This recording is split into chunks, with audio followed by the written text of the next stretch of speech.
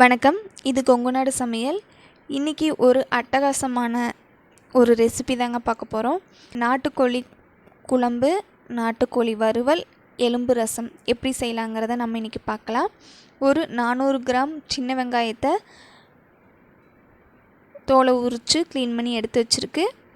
அதுவும் ஒரு 5-6 பல் பூண்டு, கொஞ்சம் இஞ்சி, 2 டேபிள் ஸ்பூன் எண்ணெய் ஊற்றிட்டு நல்லா வணக்கிக்கலாங்க.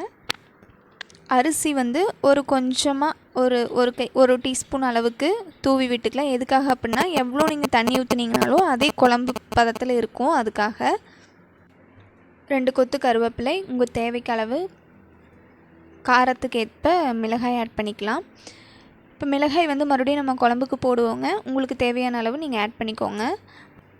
இப்போ இதை நல்லா வதக்கிக்கலாங்க. வதங்கினதுக்கப்புறம் நான் அரை மூடி தேங்காய் நல்லா திருவி எடுத்து வச்சுருக்கேன். இதையும் சேர்த்து இதில் ஆட் பண்ணிக்கலாங்க.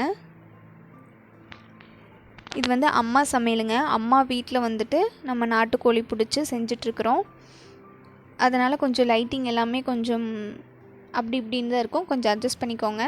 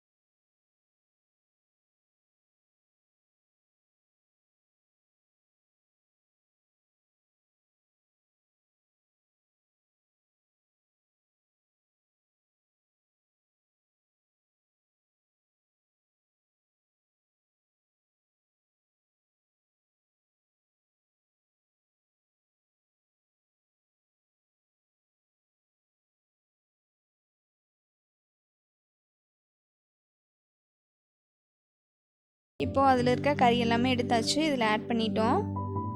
பெருசாக நம்ம இது எந்த வேலையுமே செய்யலைங்க. மிளகா அரைக்கிறோம், ஜஸ்ட்டு தாளித்து விடுறோம். இந்த வேலை தான், ரொம்ப ஈஸியாக செஞ்சிடலாம். ஒரு 1/2 அன் ஹவர் இருந்தாவே போதும், டக்குன்னு எல்லா வேலையுமே முடிச்சிடலாங்க. இப்போ கறி எல்லாமே போட்டாச்சு. கொஞ்சம் கிரேவியாகவும் இருக்கும், ஏன்னா அந்த குழம்புல இருக்கும்போது கொஞ்சம் கிரேவியாகவும் இருக்கும். இப்போ பார்த்திங்கன்னா நம்மளுக்கு நாட்டுக்கோழி குழம்பு ரெடி. இது வந்து விசில் வந்துருச்சு, எலும்பு ரசம். இதையும் ஓப்பன் பண்ணி வச்சுருக்காங்கம்மா, ரெடி. அடுத்தது கோழி வறுவல் கொதிச்சுட்ருக்கு. ஓகே, இப்போ இதுவும் நல்லா கொதிச்சிருச்சு. இதை வந்து நம்ம ஸ்டவ் ஆஃப் பண்ணி எடுத்து வச்சிடலாம். நாட்டுக்கோழி வறுவல் ரெடி, குழம்பு ரெடி, எலும்பு ரசம் ரெடி.